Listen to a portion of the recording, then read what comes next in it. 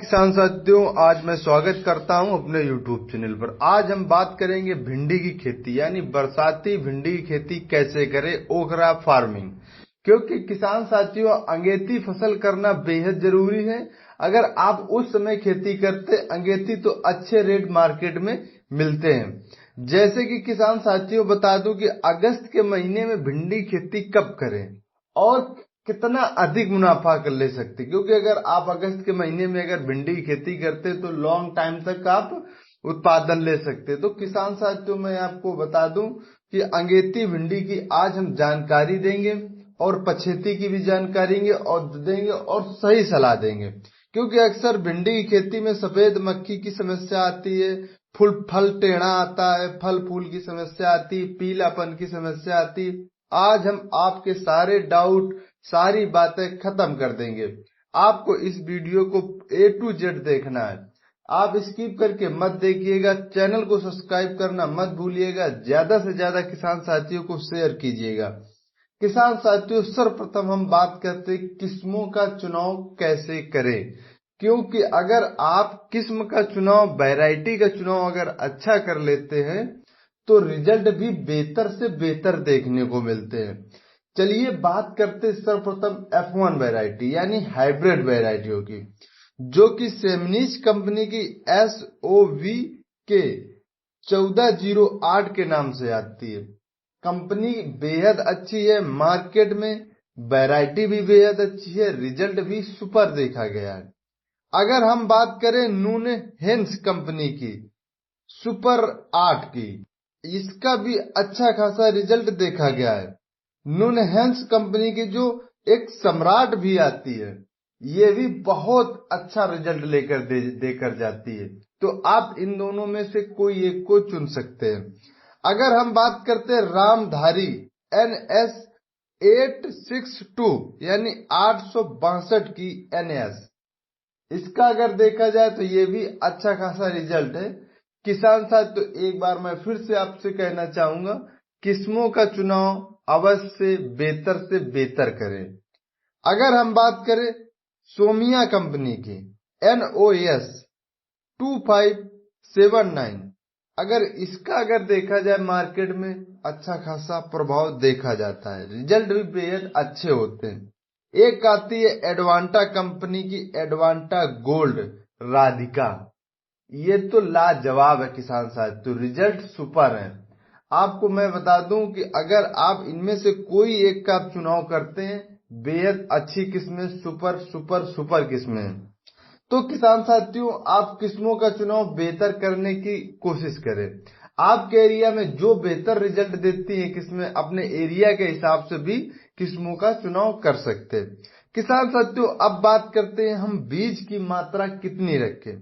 बीज की मात्रा 1.5 kg से 1 एकड़ में आप रख सकते हैं, यानी 1.5 kg यानी 1.5 किलो से 2 किलो के बीच में आप बीज की मात्रा रख सकते हैं प्रति एकड़ के हिसाब से।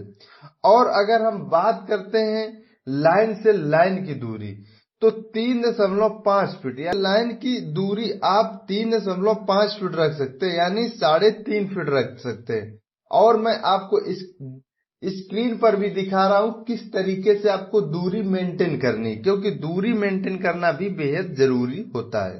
अगर हम किसान साथियों बात करते हैं बुआई के समय बेसल डोज की, यानी खादों का हम प्रयोग कौन कौन से करें, खेत की तैयारी कैसे करें, तो किसान साथियों मैं आपको बता दूं, आप 3 से 4 जुताई कर लीजिएगा, एकदम भुरभुरी मिट्टी कर लीजिएगा। पहली जुताई के समय आपको क्या करना है, गोबर की खाद 1 ट्रॉली ले लेना है, SSP आपको ले लेना 50 kg, DAP 25 kg, gypsum 50 kg, जो कि आपके खेत में pH मान बिल्कुल मेंटेन करने के लिए बेहद जानी जाती है और रिजल्ट सुपर सुपर रहता है। इसके साथ में आपको सागरिका दानेदार 10 से 15 kg ले लेना है। अगर आपको मुर्गी की खाद मिल जाए 1 ट्रॉली, तो आप मुर्गी की खाद भी ले सकते हैं। आप इनको आपस में मिलाकर के खेत में छिड़क दीजिएगा और जुताई कर दीजिएगा, एकदम भुरभुरी मिट्टी एकदम अच्छे से कर करके आप बुआई कीजिएगा। किसान साथियों, अगर हम बात करते हैं कि भिंडी खेती में जब खरपतवार की समस्या आती है, उसके लिए हमें क्या करना चाहिए। तो किसान साथियों मैं आपको बता दूं, अगर आप ज्यादा से ज्यादा स्प्रे करते तो अपनी खेत को बंजर बनाते हैं। तो और इसके साथ में जब भी आप खरपतवार का आप स्प्रे करते हैं, उससे क्या होता है किसान साथियों, पौधे पे सीधा प्रभाव पड़ता है। अगर खरपतवार नष्ट होता है तो पौधे पर भी प्रभाव पड़ता है। तो किसान साथियों आप लेबर से खरपतवार निकालने की कोशिश करें। जैसे कि आप अगर करें तो 25 दिन में करें खरपतवार नियंत्रण, 50 दिन में नियंत्रण करें। हर 25-25, 30-30 दिन में आप खरपतवार निकालते रहिएगा। अगर हम बात करते हैं, अगर किसान साथियों आपके इस समय में अगस्त और सितंबर के समय बरसातें कम होने लगती हैं, तो सिंचाई की बात की जाए तो आप 7 से 8 या 10 दिन में आप नमी के अनुसार आप अपने एरिया के ऊपर डिपेंड रहता है किस हिसाब से हमें सिंचाई करना चाहिए। अगर हम बात करते अब कीट रोग, इंसेक्ट डिजीज, फंगस कैसे कंट्रोल करें, क्योंकि बीमारियां बहुत अधिक देखी जाती खेतों में, जैसे कि सफेद मक्खी, एफिड, जैसिड, रस्ट चूसक, रस्ट, जड़ गलन, तना गलन, बहुत सारी समस्याएं आती हैं। इन समस्याओं से निपटने के लिए, इन इंसेक्ट डिजीज से निपटने के लिए आपको जो स्प्रे मैं बताऊंगा उनका स्प्रे समय समय पर आप करते रहिएगा। जैसे कि फर्स्ट स्प्रे 18 से 20 दिन में आपको करना है, जो कि मैं स्क्रीन पर आपको दवा और डोज दिखा रहा हूं, आप उसके अनुसार करते रहिएगा। किसान साथियों अगर आप दूसरा स्प्रे जब करें तो 20 से 30 दिन के बीच में करें, और समय के अकॉर्डिंग आप जैसे ही समस्या देखते जाएं वैसे ही आप स्प्रे करते जाइएगा। और तीसरा स्प्रे आपको 40 से 50 दिन में करना है। इस स्प्रे में हमने क्या किया है, फल और फूल बढ़ने की दवा दे रखी, क्योंकि इससे क्या होगा, फल और फूल अधिक आएगा और लंबे समय तक हम पैदावार ले सकेंगे। 60 से 70 दिन बाद एक स्प्रे करें किसान साथियों, और एक 90 से 100 दिन के बाद करें।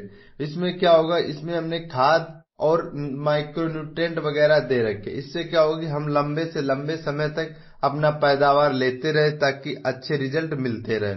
किसान साथियों आपको बता दें कि हम लोग जब अगस्त में अगर खेती करेंगे तो ये दिसंबर नवंबर तक फसल अपनी चली जाएगी।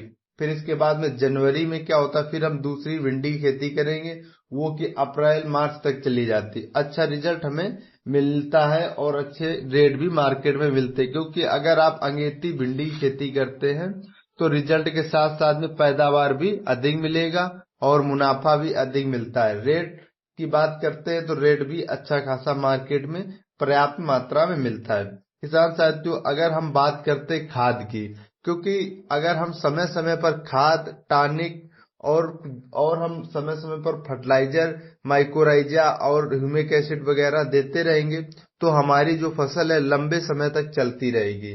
और हमें पोषक तत्वों की बेहद आवश्यकता रहती है पौधों को देने के लिए। जब हम पौधे में अच्छी खासी ताकत और एनर्जी रखेंगे तो कोई बीमारियां उसके पास नहीं आ सकती हैं। तो अगर हम फर्स्ट खाद की बात करें तो यूरिया 20 केजी, मैग्नीशियम 4 केजी, और जड़ों के लिए आप पास ही आप रखें। जब भी ये दोनों चीजें दें तो आप निराई गुड़ाई करने के बाद आप क्या करें, उसके आसपास रख दें। निराई गुड़ाई करने के 2 दिन बाद ही आप इन खादों को रखें, हमेशा याद रखें, और मिट्टी से ढक दें और नमी बना करके रखें। अगर हम दूसरी खाद की बात करें, एनपीके आपको ले लेना है, जो कि 10-26-26 है 20 केजी, माइक्रोराइजा ले लेना है 5 केजी, यूरिया 32 केजी। इन सबको आपको क्या करना है, जड़ों के पास ही रखने की कोशिश करें और खेत में नमी बनाए रखें। अगर हम बात करें तीसरी खाद की, तो आपको तीसरी खाद 55 से 60 दिन में देना है, जो कि Sagarika 8 KG, ammonium sulphate 8 KG और यूरिया 15 केजी ले लेना है। इसको जब भी आप इन खादों को रखें तो अच्छे से खेत में निराई गुड़ाई करने के बाद में आपको क्या करना है, खरपतवार और बिल्कुल एकदम नष्ट कर देना, रखना ही नहीं है। और हमें खेत में समय समय पर मेंटेनेंस रखना है और खेत में अच्छा खासा देख रेख रखना है, क्योंकि हमें लंबे समय तक पैदावार लेना है।